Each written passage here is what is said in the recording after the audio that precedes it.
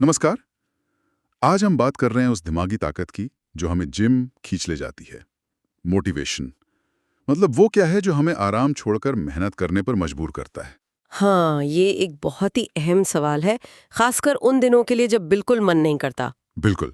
और देखिए, हमारे पास द जिम मोटिवेशन प्लेबुक से कुछ दिलचस्प बातें हैं जो बताती हैं कि ये प्रेरणा, ये मोटिवेशन आता कहाँ से है। अच्छा, तो ये प्लेबुक क्या कहती है? मतलब ये मानसिक ईंधन कहाँ से मिलता है हमें? देखिए, प्लेबुक 3 मुख्य सोर्सेज की बात करती है।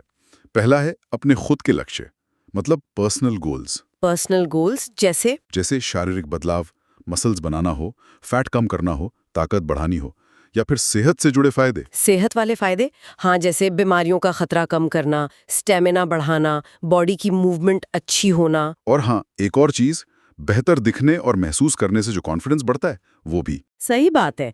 और पता है, प्लेबुक कहती है कि ये लक्ष्य जब साफ होते हैं ना, मतलब जिन्हें नापा जा सके, तो वो प्रेरणा को एक ठोस शक्ल देते हैं, दिशा मिलती है उससे। बिल्कुल। सिर्फ ये सोचना कि मुझे फिट होना है काफी नहीं है, लक्ष्य स्पेसिफिक होना चाहिए। हाँ। अच्छा, और दूसरा सोर्स क्या बताया है? दूसरा सोर्स है मानसिक और भावनात्मक फायदे। ये मुझे काफी दिलचस्प लगा। अच्छा, मेंटल बेनिफिट्स। हाँ, जैसे व्यायाम से तनाव कम होता है, वो एंडोर्फिन निकलते हैं ना, जिन्हें फील गुड केमिकल्स कहते हैं। ओ हाँ, एंडोर्फिन रश, वो तो कमाल का होता है, मूड एकदम से बदल जाता है। और सिर्फ मूड ही नहीं, मानसिक स्पष्टता भी बढ़ती है।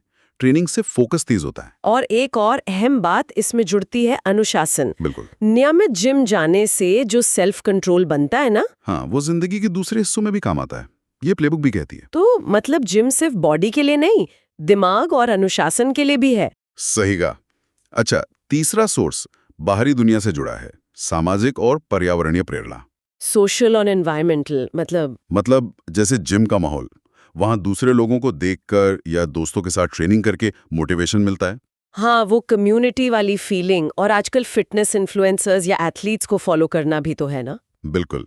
और प्लेबुक में चैलेंजेस का भी जिक्र है, जैसे कोई ट्रांसफॉर्मेशन चैलेंज लेना या अपना पर्सनल रिकॉर्ड मतलब पीआर तोड़ने की कोशिश करना।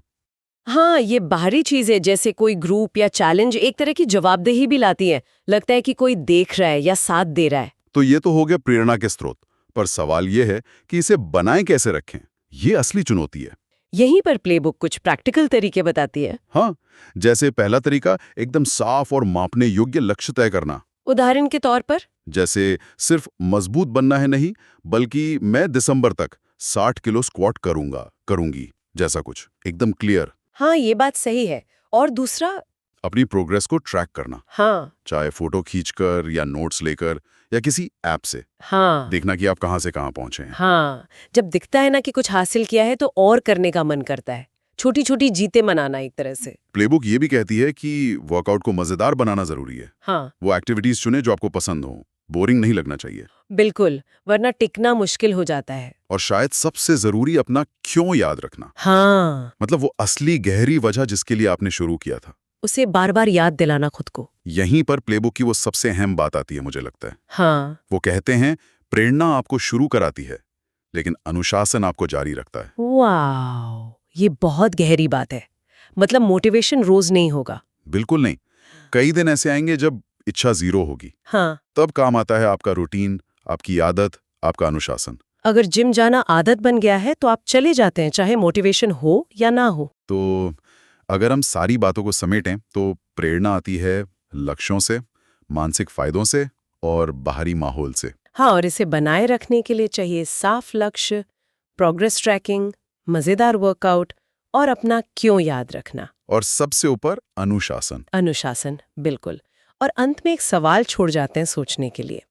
अगर प्रेरणा इतनी आती जाती रहती है और अनुशासन ज्यादा टिकाऊ है, तो क्या हमें अपना फोकस प्रेरणा ढूंढने से हटाकर अनुशासन बनाने पर ज्यादा लगाना चाहिए? मतलब जिम जाने को एक ऑटोमेटिक आदत बनाने पर। ये सोचने वाली बात है। शायद असली खेल प्रेरणा का नहीं, आदत का है। शायद इस पर विचार किया जा सकता है।